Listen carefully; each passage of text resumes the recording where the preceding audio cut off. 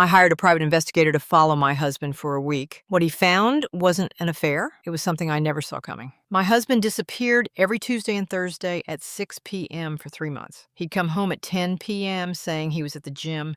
His gym bag was always bone dry.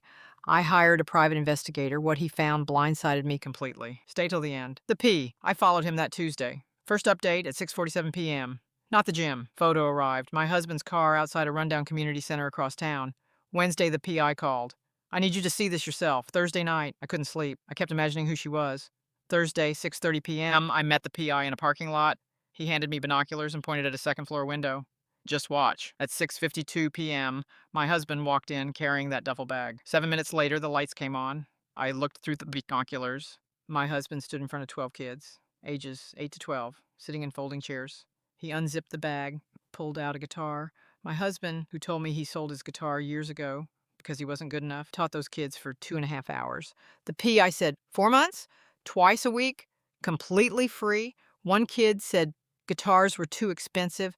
Your husband started this program the next week. I sat there until 9:30 p.m., watched him high five every hit, pack up slowly, sit alone staring at that guitar for 5 minutes. I drove home before he did. When he walked in at 10:07 p.m., I was at the kitchen table. He froze. I asked, "Why didn't you tell me?" Long silence. Then, "Because I didn't want you to think it was enough. I'm not a real musician, just a guy who knows 4 chords. Teaching kids who can't afford lessons." It felt too small to mention. Too small? My husband spent 8 hours weekly and hundreds on strings and sheet music for kids he didn't know and thought it was too small to tell me. I told him I'd watch the whole class. He cried. Last Saturday, I went with him, met all 12 kids. One asked if I was the wife who didn't know. I said, "Not anymore.